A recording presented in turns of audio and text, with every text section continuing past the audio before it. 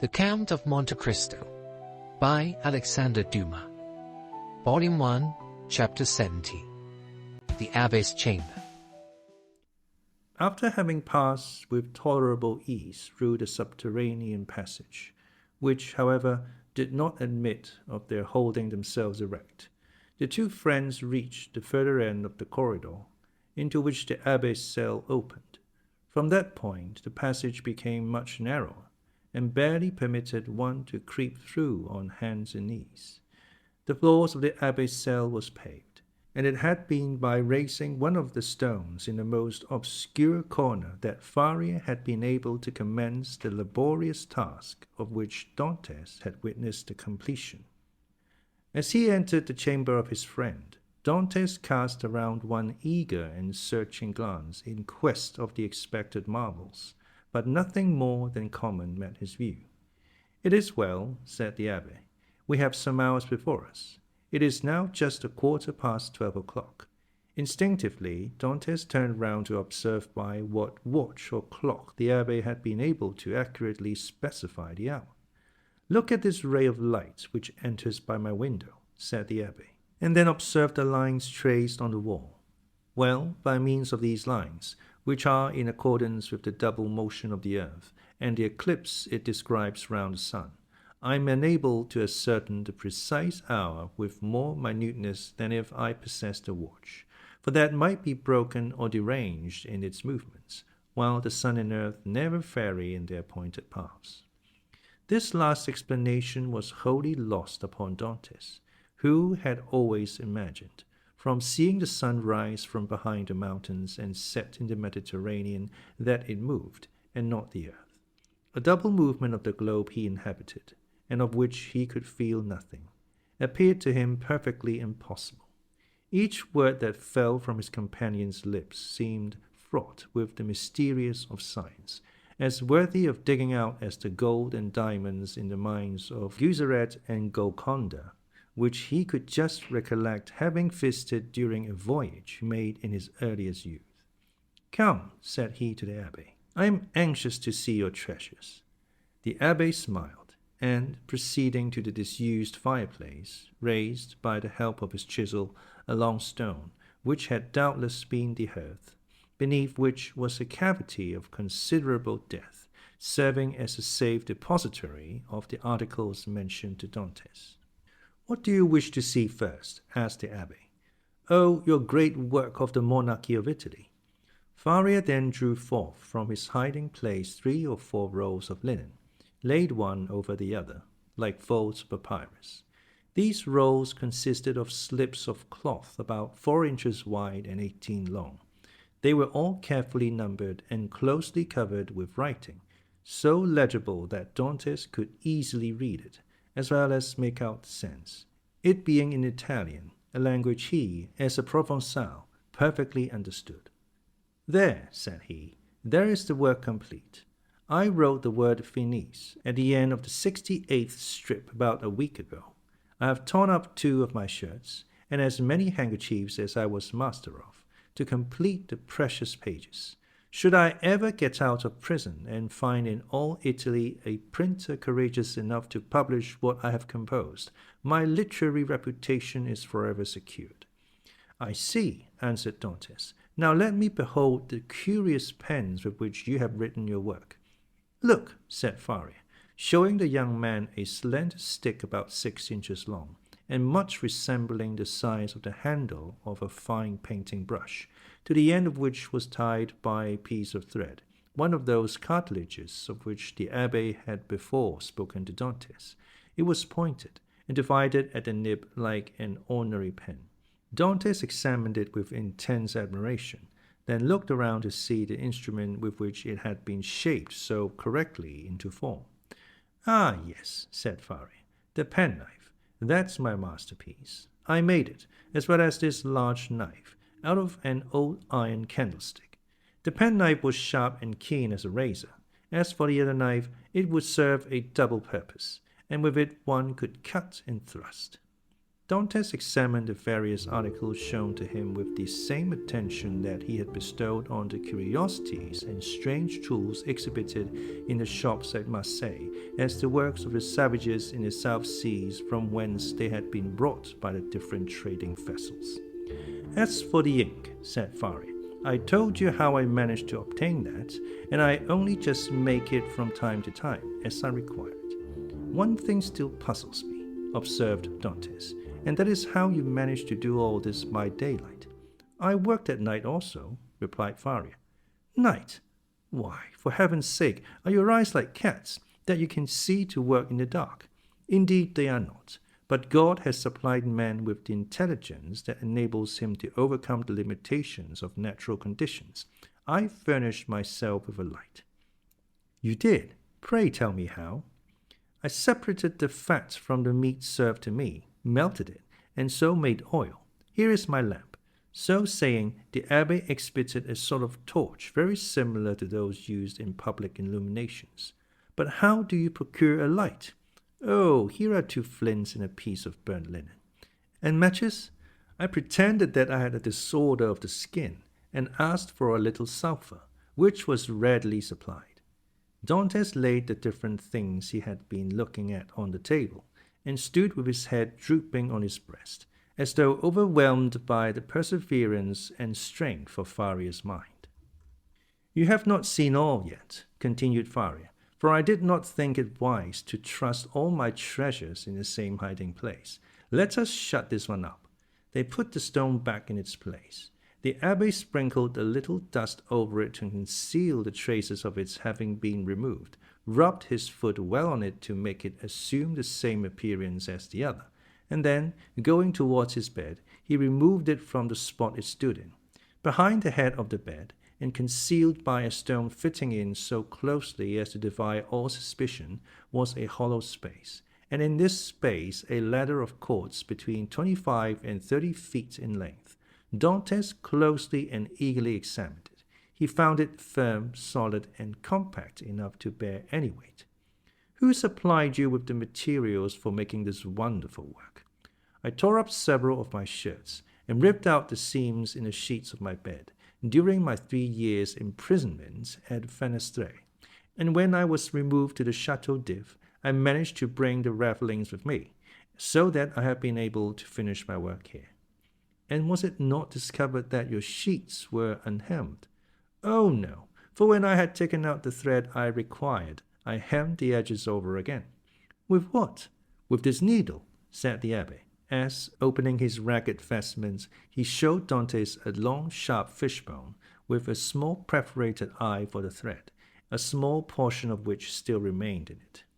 "I once thought," continued Faria, "of removing these iron bars, and letting myself down from the window, which, as you see, is somewhat wider than yours, although I should have enlarged it still more preparatory to my flight.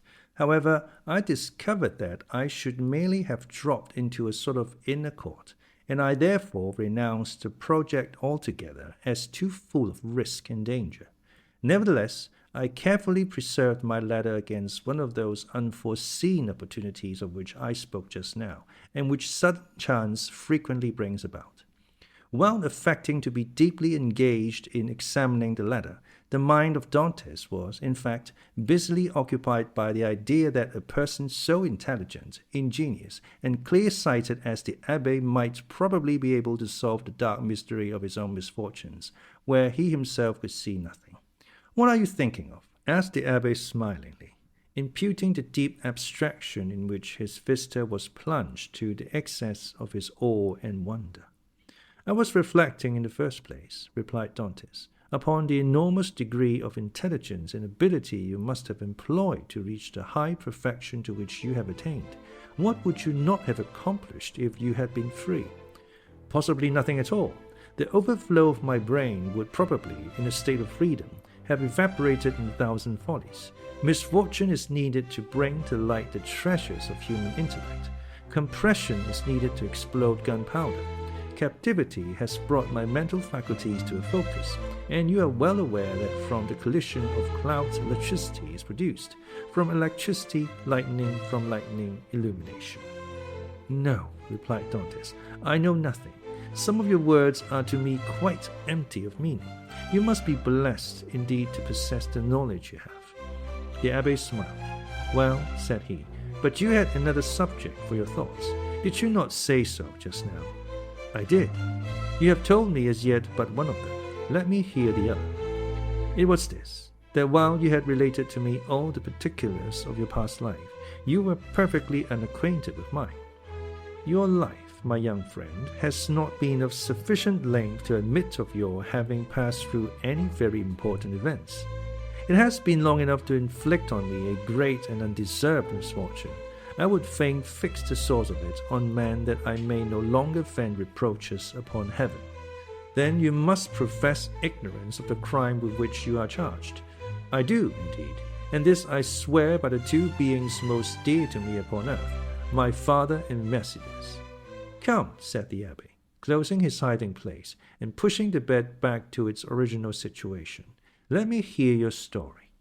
Dantes obeyed and commenced what he called his history, but which consisted only of the account of a voyage to India and 2 or 3 voyages to the Levant, until he arrived at the recital of his last cruise, with the death of Captain Leclerc and the receipt of a packet to be delivered by himself to the Grand Marshal, his interview with that personage, and his receiving, in place of the packet brought, a letter addressed to a Monsieur Noirtier, his arrival at Marseille, an interview with his father, his affection for Mercedes, and their nuptial feast, his arrest and subsequent examination, his temporary detention at the Palais de Justice, and his final imprisonment in the Chateau d'If.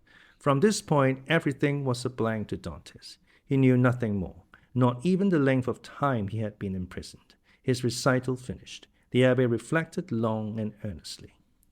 There is, said he, at the end of his meditations, a clever maxim which bears upon what I was saying to you some little while ago, and that is, that unless wicked ideas take root in a naturally depraved mind, human nature, in a right and wholesome state, revolts at crime.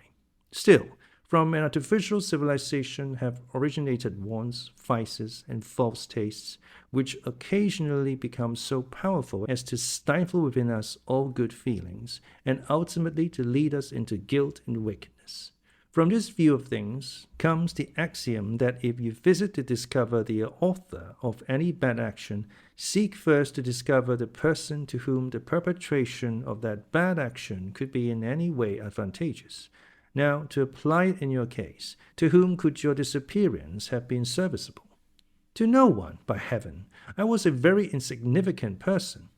Do not speak thus, for your reply evinces neither logic nor philosophy. Everything is relative, my dear young friend, from the king who stands in the way of his successor, to the employee who keeps his rival out of a place. Now, in the event of the king's death, his successor inherits a crown. When the employee dies, the supernumerary steps into his shoes and receives his salary of 12,000 livres. Well, these 12,000 livres are his civil list, and are as essential to him as the 12 millions of a king. Everyone, from the highest to the lowest degree, has his place on the social ladder, and is beset by stormy passions to conflicting interests, as in Descartes' theory of pressure and impulsion. But these forces increase as we go higher, so that we have a spiral which, in defiance of reason, rests upon the apex and not on the base. Now let us return to your particular world. You say you were on the point of being made captain of the Pharaon. Yes, and about to become the husband of a young and lovely girl. Yes. Now, could anyone have had any interest in preventing the accomplishment of these two things? But let us first settle the question as to its being the interest of anyone to hinder you from being captain of the Pharaon. What say you? I cannot believe such was the case. I was generally liked on board, and had the sailors possessed the rights of selecting a captain themselves, I feel convinced their choice would have fallen on me. There was only one person among the crew who had any feeling of ill will towards me. I had quarrelled with him some time previously, and had even challenged him to fight me, but he refused. Now we are getting on. And what was this man's name? Dantes. What rank did he hold on board? He was supercargo. And had you been captain, should you have retained him in his employment? Not if the choice had remained with me, for I had frequently observed inaccuracies in his accounts. Good again. Now then, tell me, was any person present during your last conversation with Captain Leclerc? No, we were quite alone. Could your conversation have been overheard by anyone? It might, for the cabin door was open. And stay. Now I recollect. Dantes himself passed by just as Captain Leclerc was giving me the packet for the Grand Marshal. That's better, cried the Abbe. Now we are on the right scent. Did you take anybody with you when you put into the port of Elba? Nobody. Somebody there received your packet and gave you a letter in place of it, I think. Yes, the Grand Marshal did. And what did you do with that letter? Put it into my portfolio. You had your portfolio with you then. Now, how could a sailor find room in his pocket for a portfolio large enough to contain an official letter? You are right. It was left on board. Then it was not till your return to the ship that you put the letter in the portfolio. No. And what did you do with the same letter while returning from Porto Ferraio to the vessel? I carried it in my hand, so that when you went on board the Pharaon, everybody could see that you held a letter in your hand. Yes. Dantes as well as the rest. Dantes as well as the rest. Now listen to me, and try to recall every circumstance attending your arrest. Do you recollect the words in which the information against you was formulated? Oh yes, I read it over 3 times, and the words sank deeply into my memory. Repeat it to me. Dantes paused a moment, then said, This is it, word for word. The king's attorney is informed by a friend to the throne and religion that one Edmond Dantes, mate on board the Pharaon, this day arrived from Saint-Méran, after having touched at Naples and Porto Ferraio, has been entrusted by Murat with a packet of the usurper, again by the usurper, with a letter for the Bonapartist Club in Paris. This proof of his guilt may be procured by his immediate arrest, as the letter will be found either about his person, at his father's residence, or in his cabin on board the Pharaon. The Abbe shrugged his shoulders. The thing is clear as day, said he, and you must have had a very confiding nature, as well as a good heart, not to have suspected the origin of the whole affair. Do you really think so? Ah, that would indeed be infamous. How did Dantes usually write? In a handsome running hand. And how was the anonymous letter written? Backhanded. Again the Abbe smiled. Disguised. It was very boldly written, if disguised. Stop a bit, said the Abbe, taking up what he called his pen, and after dipping it into the ink, he wrote on a piece of prepared linen, with his left hand, the first 2 or 3 words of the accusation. Dantes drew back, and gazed on the Abbe with a sensation almost amounting to terror. How very astonishing, cried he at length. Why, your writing exactly resembles that of the accusation. Simply because that accusation had been written with the left hand, and I have noticed that. What? That while the writing of different persons done with the right hand varies, that performed with the left hand is invariably uniform. You have evidently seen and observed everything. Let us proceed. Oh, yes. Now as regards the second question. I'm listening. Was there any person whose interest it was to prevent your marriage with Mercedes? Yes, a young man who loved her. And his name was? Fernand. That is a Spanish name, I think. He was a Catalan. You imagine him capable of writing this letter? Oh, no. He would more likely have got rid of me by sticking a knife into me. That is in strict accordance with the Spanish character. An assassination they will unhesitatingly commit, but an act of cowardice, never. Besides, said Dantes, the various circumstances mentioned in the letter were wholly unknown to him. You had never spoken of them yourself to anyone. To no one, not even to your mistress. No, not even to my betrothed. Then it is Dantes. I feel quite sure of it now. Wait a little. Pray, was Dantes acquainted with Fernand? No.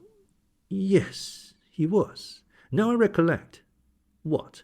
To have seen them both sitting at table together under an arbor at Père Pamphil's the evening before the day fixed for my wedding. They were in earnest conversation. Danglars was joking in a friendly way, but Vernon looked pale and agitated. Were they alone?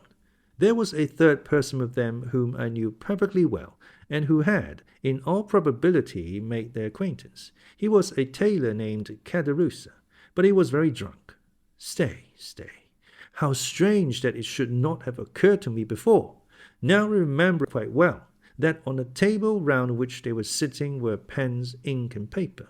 Oh, the heartless, treacherous scoundrels! Exclaimed Dantes, pressing his hand to his throbbing brows. Is there anything else I can assist you in discovering besides the villainy of your friends? Inquired the Abbe with a laugh. Yes, replied Dantes eagerly. I would beg of you, who see so completely to the depths of things, and to whom the greatest mystery seems but an easy riddle, to explain to me how it was that I underwent no second examination, was never brought to trial, and above all, was condemned without ever having had sentence passed on me. That is altogether a different and more serious matter, responded the Abbe. The ways of justice are frequently too dark and mysterious to be easily penetrated. All we have hitherto done in the matter has been child's play. If you wish me to enter upon the more difficult part of the business, you must assist me by the most minute information on every point. Pray ask me whatever questions you please, for in good truth you see more clearly into my life than I do myself. In the first place, then, who examined you? The king's attorney, his deputy, or a magistrate? The deputy. Was he young or old? About 6 or 7 and 20 years of age, I should say. So, answered the Abbe, old enough to be ambitious, but too young to be corrupt. And how did he treat you? With more of mildness than severity. Did you tell him your whole story? I did. And did his conduct change at all in the course of your examination? He did appear much disturbed when he read the letter that had brought me into his scrape. He seemed quite overcome by my misfortune. By your misfortune? Yes. Then you feel quite sure that it was your misfortune he deplored. He gave me one great proof of his sympathy at any rate. And that? He burned the sole evidence that could at all have criminated me. What? The accusation? No, the letter. Are you sure? I saw it done. That alters the case. This man might, after all, be a greater scoundrel than you have thought possible. Upon my word, said Dantes, you make me shudder. Is the world filled with tigers and crocodiles? Yes, and remember that two-legged tigers and crocodiles are more dangerous than the others. Never mind, let us go on. With all my heart. You tell me he burned the letter.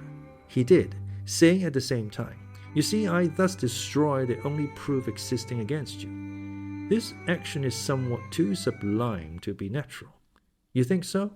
I am sure of it. To whom was this letter addressed? To Monsieur Noirtier, Rue Coq-Heron, number 13, Paris. Now, can you conceive of any interest that your heroic deputy could possibly have had in the destruction of this letter? Why, it is not altogether impossible he might have had, for he made me promise several times never to speak of that letter to anyone. Assure me he so advised me for my own interest, and more than this, he insisted on my taking a solemn oath never to utter the name mentioned in the address.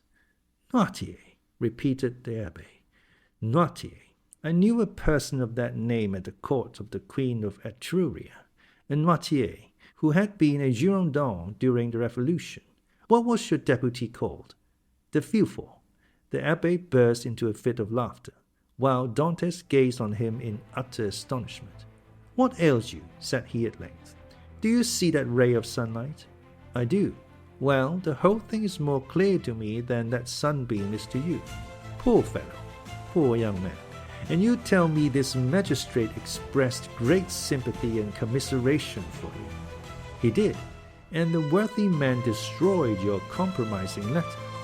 Yes, and then made you swear never to utter the name of Noirtier. Yes. Why, you poor short-sighted simpleton, can you not guess who this Noirtier was, whose very name he was so careful to keep concealed? This Noirtier was his father. Had a thunderbolt fallen at the feet of Dantes, or hell opened its yawning gulf before him, he could not have been more completely transfixed with horror than he was at the sound of these unexpected words. Starting up, he clasped his hands around his head as though to prevent his very brain from bursting, and exclaimed, "His father! His father!" "Yes, his father," replied the Abbe. "His right name was Noirtier the Fearful." At this instant a bright light shot through the mind of Dantes, and cleared up all that had been dark and obscure before. The change that had come over Villefort during the examination, the destruction of the letter, the exacted promise, the almost supplicating tones of the magistrate, who seemed rather to implore mercy than to pronounce punishment, all returned with a stunning force to his memory. He cried out and staggered against the wall like a drunken man. Then he hurried to the opening that led from the Abbe's cell to his own, and said, "I must be alone to think over all this." When he regained his dungeon, he threw himself on his bed, where the turnkey found him in the evening visit, sitting with fixed gaze and contracted features, dumb and motionless as a statue. During these hours of profound meditation, which to him had seemed only minutes, he had formed a fearful resolution, and bound himself to its fulfillment by a solemn oath. Dantes was at length roused from his reverie by the voice of Faria, who, having also been visited by his jailer, had come to invite his fellow sufferer to share his supper.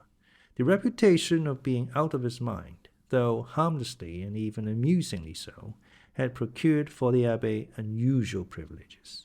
He was supplied with bread of a finer, whiter quality than the usual prison fare, and even regaled each Sunday with a small quantity of wine.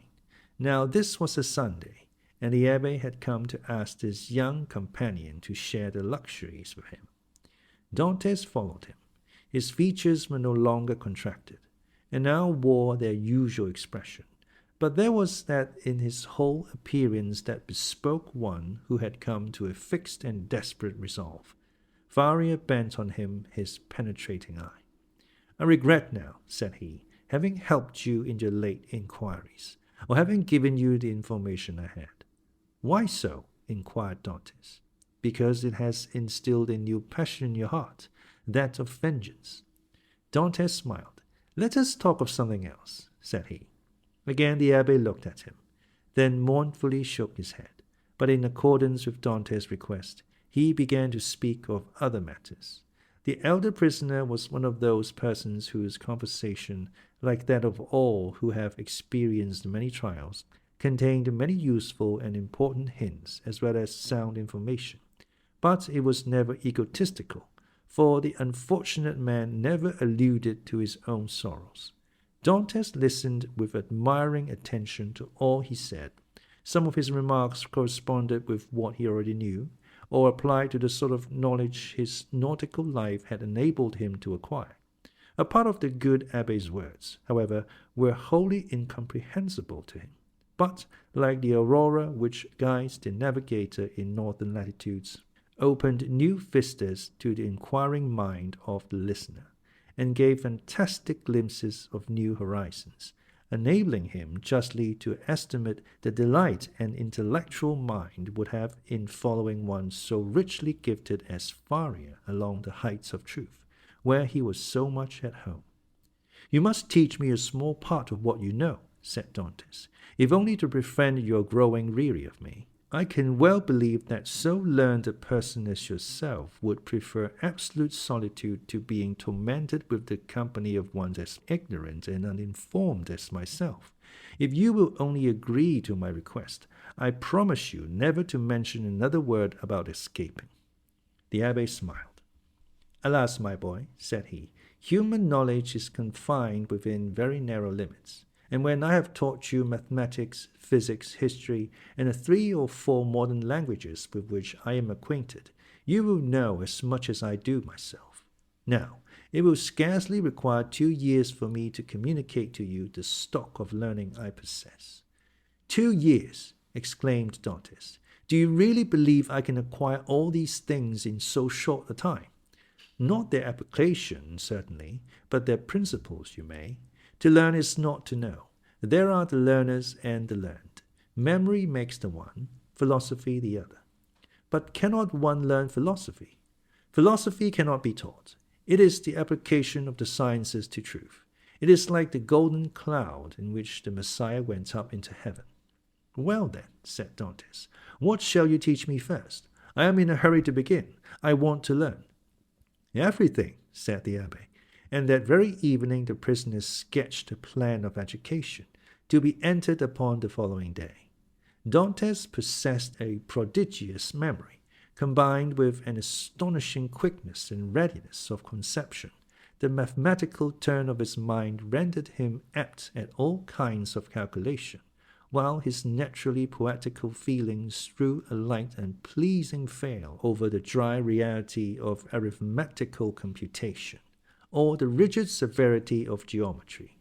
He already knew Italian, and had also picked up a little of the Romaic dialect during voyages to the East, and by the aid of these 2 languages he easily comprehended the construction of all the others, so that at the end of 6 months he began to speak Spanish, English, and German. In strict accordance with the promise made to the Abbe, Dantes spoke no more of escape. Perhaps the delight his studies afforded him left no room for such thoughts. Perhaps the recollection that he had pledged his word kept him from referring in any way to the possibilities of flight. Days, even months, passed by unheeded in one rapid and instructive course. At the end of a year, Dantes was a new man. Dantes observed, however, that Faria, in spite of the relief his society afforded, daily grew sadder. One thought seemed incessantly to harass and distract his mind. Sometimes he would fall into long reveries, sigh heavily and involuntarily, then suddenly rise, and, with folded arms, begin pacing the confined space of his dungeon. One day he stopped all at once, and exclaimed, "Ah, if there were no sentinel!" "There shall not be one a minute longer than you please," said Dantes, who had followed the working of his thoughts as accurately as though his brain were enclosed in crystal so clear as to display its minutest operations. "I have already told you," answered the Abbe, "that I loathe the idea of shedding blood. And yet the murder, if you choose to call it so, would be simply a measure of self-preservation. No matter, I could never agree to it. Still, you have thought about it." "Incessantly, alas," cried the Abbe. "And you have discovered a means of regaining our freedom, have you not?" asked Dantes eagerly. "I have. If it were only possible to place a deaf and blind sentinel in the gallery beyond us." "He shall be both blind and deaf," replied the young man, with an air of determination that made his companion shudder. "No, no," cried the Abbe, "impossible." Dantes endeavored to renew the subject. The Abbe shook his head in token of disapproval, and refused to make any further response. 3 months passed away. "Are you strong?" the Abbe asked one day of Dantes. The young man, in reply, took up the chisel, bent it into the form of a horseshoe, and then as readily straightened it. "And will you engage not to do any harm to the sentry, except as a last resort?" "I promise on my honor." "Then," said the Abbe, "we may hope to put our design into execution." "And how long shall we be in accomplishing the necessary work?" "At least a year." "And shall we begin at once?" "At once." "We have lost a year to no purpose," cried Dantes. "Do you consider the last 12 months to have been wasted?" asked the Abbe. "Forgive me," cried Edmund, blushing deeply. "Tut, tut," answered the Abbe. "Man is but man after all, and you are about the best specimen of the genus I have ever known. Come, let me show you my plan." The Abbe then showed Dantes the sketch he had made for their escape. It consisted of a plan of his own cell and that of Dantes, with the passage which united them. In this passage he proposed to drive a level as they do in mines. This level would bring the two prisoners immediately beneath the gallery where the sentry kept watch. Once there, a large excavation would be made, and one of the flagstones with which the gallery was paved be so completely loosened that at the desired moment it would give way beneath the feet of the soldier, who, stunned by his fall, would be immediately bound and gagged by Dantes before he had power to offer any resistance. The prisoners were then to make their way through one of the gallery windows, and to let themselves down from the outer walls by means of the Abbe's ladder of cords. Dantes' eyes sparkled with joy, and he rubbed his hands with delight at the idea of a plan so simple, yet apparently so certain to succeed. That very day the miners began their labors, with a vigor and alacrity proportionate to their long rest from fatigue and their hopes of ultimate success. Nothing interrupted the progress of the work except the necessity that each was under of returning to his cell in anticipation of the turnkey's visits. They had learned to distinguish the almost imperceptible sound of his footsteps as he descended towards their dungeons, and happily never failed of being prepared for his coming. The fresh earth excavated during their present work, and which would have entirely blocked up the old passage, was thrown, by degrees and with the utmost precaution, out of the window in either Varius or Dantes' cell, the rubbish being first pulverized so finely that the night wind carried it far away without permitting the smallest trace to remain. More than a year had been consumed in this undertaking, the only tools for which had been a chisel, a knife, and a wooden lever. Varius still continuing to instruct Dantes by conversing with him, sometimes in one language, sometimes in another, at others relating to him the history of nations and great men who from time to time have risen to fame and trodden the path of glory. The Abbe was a man of the world, and had, moreover, mixed in the first society of the day. He wore an air of melancholy dignity which Dantes, thanks to the imitative powers bestowed on him by nature, easily acquired, as well as that outward polish and politeness he had before been wanting in, and which is seldom possessed except by those who have been placed in constant intercourse with persons of high birth and breeding.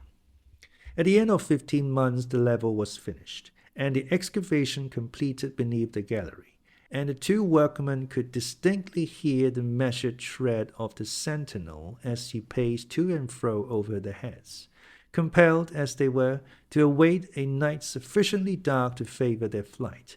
They were obliged to defer their final attempt till that auspicious moment should arrive. Their greatest dread now was lest the stone through which the sentry was doomed to fall should give way before its right time, and this they had in some measure provided against by propping it up with a small beam which they had discovered in the walls through which they had worked their way. Dantes was occupied in arranging this piece of wood when he heard Faria, who had remained in Edmund's cell for the purpose of cutting a peg to secure their rope ladder, called to him in a tone indicative of great suffering. Dantes hastened to his dungeon, where he found him standing in the middle of the room, pale as death, his forehead streaming with perspiration, and his hands clenched tightly together. "Gracious heavens!" exclaimed Dantes. "What is the matter? What has happened?" "Quick, quick," returned the Abbe. "Listen to what I have to say." Dantes looked in fear and wonder at the livid countenance of Faria, whose eyes, already dull and sunken, were surrounded by purple circles, while his lips were white as those of a corpse, and his very hair seemed to stand on end. "Tell me, I beseech you, what ails you?" cried Dantes, letting his chisel fall to the floor. "Alas," faltered out the Abbe, "all is over with me. I am seized with a terrible, perhaps mortal illness. I can feel that the paroxysm is fast approaching. I had a similar attack the year previous to my imprisonment. This malady admits but of one remedy. I will tell you what that is. Go into my cell as quickly as you can. Draw out one of the feet that support the bed.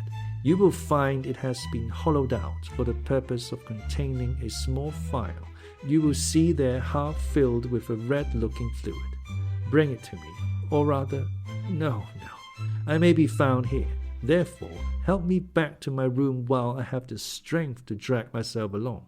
Who knows what may happen, or how long the attack may last? In spite of the magnitude of the misfortune which thus suddenly frustrated his hopes, Dantes did not lose his presence of mind, but descended into the passage, dragging his misfortune companion with him. Then, half carrying, half supporting him, he managed to reach the Abbe's chamber, when he immediately laid the sufferer on his bed. "Thanks," said the poor Abbe, shivering as though his veins were filled with ice. "I am about to be seized with a fit of catalepsy. When it comes to its height, I shall probably lie still and motionless as though dead, uttering neither sigh nor groan. On the other hand, the symptoms may be much more violent, and cause me to fall into fearful convulsions, foam at the mouth, and cry out loudly. Take care my cries are not heard, for if they are, it is more than probable I should be removed to another part of the prison, and we be separated forever. When I become quite motionless, cold and rigid as a corpse, then and not before, be careful about this. Force open my teeth with the knife. Pour from 8 to 10 drops of the liquor contained in the phial down my throat, and I may perhaps revive." "Perhaps!" exclaimed Dantes in grief-stricken tones. "Help, help!" cried the Abbe. I die. So sudden and violent was the fit that the unfortunate prisoner was unable to complete the sentence. A violent convulsion shook his whole frame. His eyes started from their sockets. His mouth was drawn on one side. His cheeks became purple. He struggled, foamed, dashed himself about, and uttered the most dreadful cries, which, however, Dantes prevented from being heard by covering his head with the blanket. The fit lasted 2 hours. Then, more helpless than an infant, and colder and paler than marble, more crushed and broken than a reed trampled underfoot, he fell back, doubled up in one last convulsion, and became as rigid as a corpse. Edmund waited till life seemed extinct in the body of his friend. Then, taking up the knife, he with difficulty forced open the closely fixed jaws, carefully administered the appointed number of drops, and anxiously awaited the result. An hour passed by, and the old man gave no sign of returning animation. Dantes began to fear he had delayed too long ere he administered the remedy, and, thrusting his hands into his hair, continued gazing on the lifeless features of his friend. At length a slight colour tinged the livid cheeks. Consciousness returned to the dull, open eyeballs. A faint sigh issued from the lips, and the sufferer made a feeble effort to move. "He's saved! He's saved!" cried Dantes in a paroxysm of delight. The sick man was not yet able to speak, but he pointed with evident anxiety towards the door.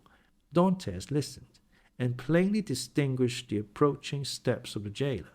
It was therefore near 7 o'clock. But Edmund's anxiety had put all thoughts of time out of his head. The young man sprang to the entrance, darted through it, carefully drawing the stone over the opening, and hurried to his cell.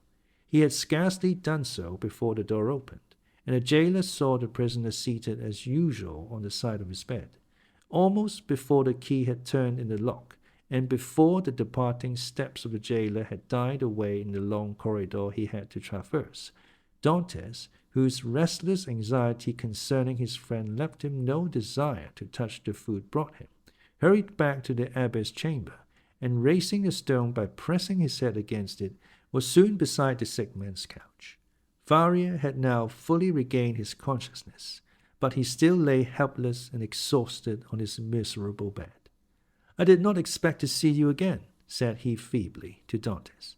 "And why not?" asked the young man. "Did you fancy yourself dying?" "No, I had no such idea. But, knowing that all was ready for flight, I thought you might have made your escape." The deep glow of indignation suffused the cheeks of Dantes. "Without you? Did you really think me capable of that?" "At least," said the Abbe, I now see how wrong such an opinion would have been. Alas, alas, I am fearfully exhausted and debilitated by this attack. Be of good cheer, replied Dantes. Your strength will return. And as he spoke, he seated himself near the bed beside Faria and took his hands. The Abbe shook his head. The last attack I had, said he, lasted but half an hour, and after it I was hungry and got up without help. Now I can move neither my right arm nor leg, and my head seems uncomfortable, which shows that there has been a suffusion of blood on the brain. The third attack will either carry me off or leave me paralyzed for life. No, no, cried Dantes. You are mistaken.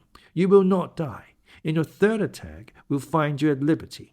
We shall save you another time, as we have done this, only with a better chance of success, because we shall be able to command every requisite assistance. My good Edmund, answered the Abbe, be not deceived. The attack which has just passed away condemns me forever to the walls of a prison. None can fly from a dungeon who cannot walk. Well, we will wait, a week, a month, 2 months if need be, and meanwhile your strength will return. Everything is in readiness for our flight, and we can select any time we choose. As soon as you feel able to swim, we will go. I shall never swim again, replied Faria. This arm is paralyzed, not for a time, but forever. Lift it, and judge if I am mistaken.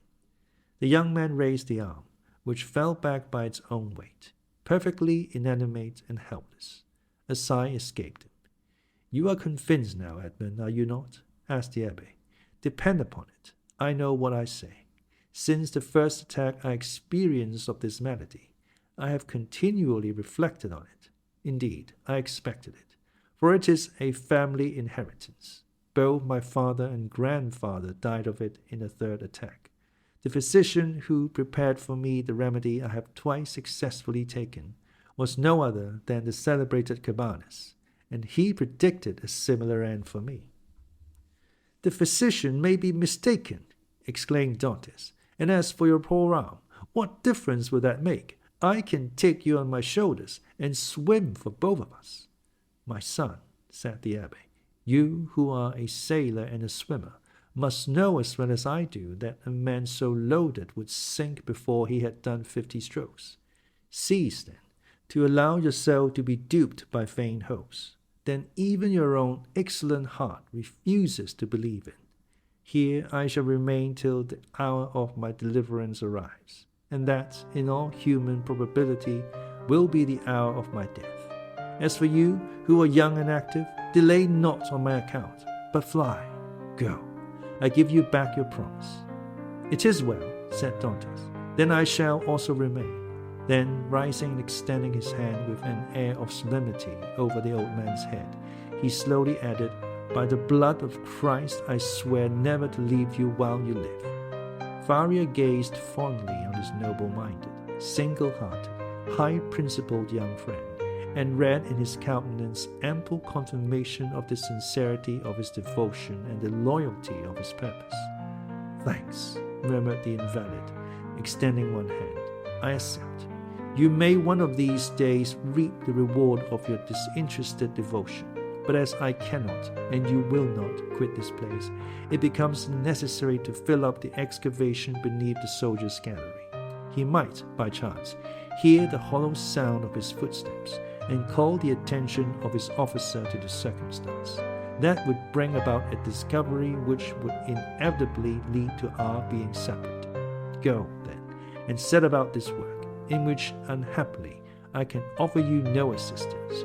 Keep it at all at night, if necessary, and do not return here tomorrow till after the jailer has visited me. I shall have something of the greatest importance to communicate to you. Dantes took the hand of the Abbe in his, and affectionately pressed it. Faria smiled encouragingly on him, and the young man retired to his task, in the spirit of obedience and respect which he had sworn to show towards his aged friend.